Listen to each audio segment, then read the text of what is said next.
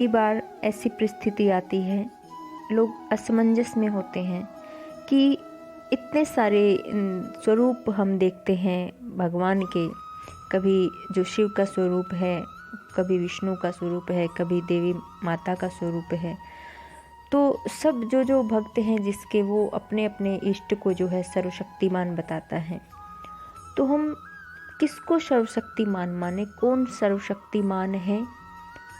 और कई बार सुनते हैं कि परमात्मा तो एक है। तो वो परमात्मा एक है तो इतने सारे स्वरूप क्यों हैं? और अगर परमात्मा एक है और कण कण में है, तो फिर ये इतना अंतर, इतना भेद क्यों? तो इसको समझने के लिए हमें व्यवहार दृष्टा से तत्व दृष्टा बनना पड़ेगा। परमात्मा तो एक है, ये परम सत्य है। वो परमात्मा ही परम सत्य है, वो परमात्मा ही परम शक्ति है। वही अखंड अविनाशी अक्षरातीत परब्रह्म पूर्ण परमात्मा है। वो एक है। उसकी सत्ता इस पूरे ब्रह्मांड में, इस पूरी सृष्टि में अलग अलग रूप में फैली हुई है। परमात्मा ने अपने कितने कैसे कैसे रूप बनाए हैं, उनमें अपनी सत्ता को उन्होंने विराजमान किया है। जैसे एक कुम्हार मिट्टी से तरह तरह के बर्तन बनाता है। वो मटका बनाता है, दिया बनाता है, कभी वो चिलम बनाता है, कभी सकोरा बनाता है। अलग अलग तरह के बर्तन कुम्हार ने बनाए। अब उस कुम्हार ने बर्तन तो इतने सारे बनाए हैं, सबका काम भी अलग अलग है, सबका स्वरूप भी अलग अलग है, सबकी क्षमता भी अलग अलग है।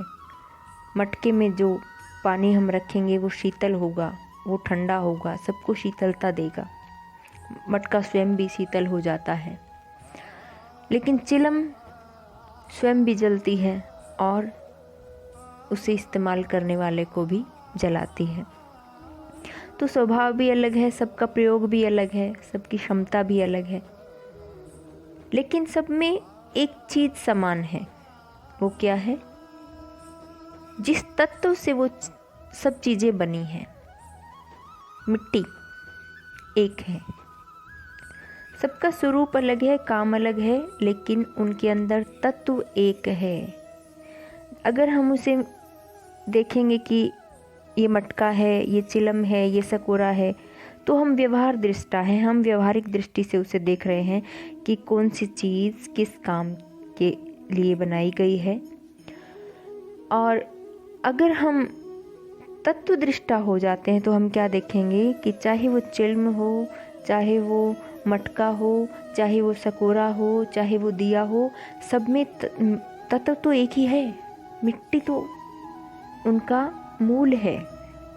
ऐसे ही जो देवी देवता और त्रिदेव भगवान ने बनाए हैं, परमात्मा ने बनाए हैं, सबका कार्य अलग अलग है, सबकी कार्य क्षमता अलग है।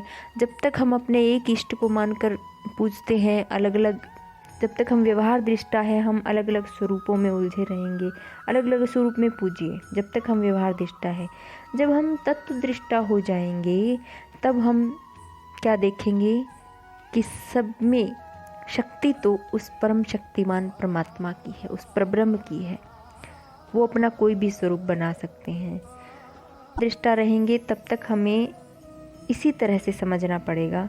लेकिन जब तत्व दृष्टा हो जाएंगे तो सब में वो अखंड परमात्मा हमें नजर आएंगे, जो परम शक्ति है। चाहे फिर हम ही क्यों ना हो, मनुष्य भी, एक दूसरे मनुष्य में भी हम देखेंगे तो क्या देखेंगे? उस परम सत्ता की जो अंश है उसको हम देखेंगे। तो वो कब होगा? जब तत्व दृष्टा होंगे। जैसे नामदेव जी हो गए थे। नामदेव जी ने रोटी बनाई और कुत्ता उठाकर ले गया। कुत्ता ले गया तो नामदेव जी ने क्या किया? हम तुम होते तो क्या करते? डंडा उठा के भागते पीछे, अरे मेरी रोटी ले गया, कुत्ता मेरी रोटी ले गया। कितने ही बड़े साधक हो जाए, हम उसमें कुत्ता ही देखेंगे। लेकिन नामदेव जी ने क्या देखा?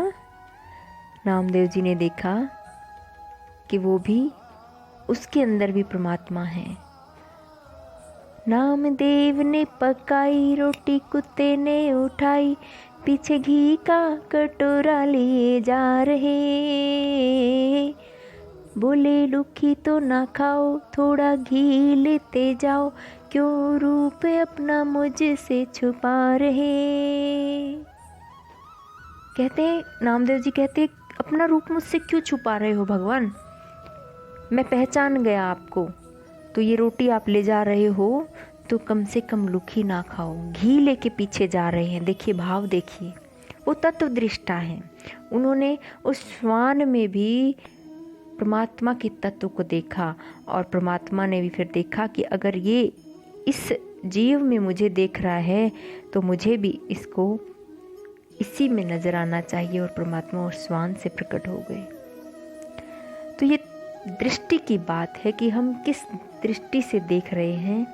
हम व्यवहार दृष्टा हैं तो हमें परमात्मा के हर एक स्वरूप को स्वीकार करना है, और अगर हम तत्व दृष्टा हैं तो हमें तत्व को देखना है, परब्रह्म को देखना है, और उसी परब्रह्म को प्राप्त करने के लिए भक्ति के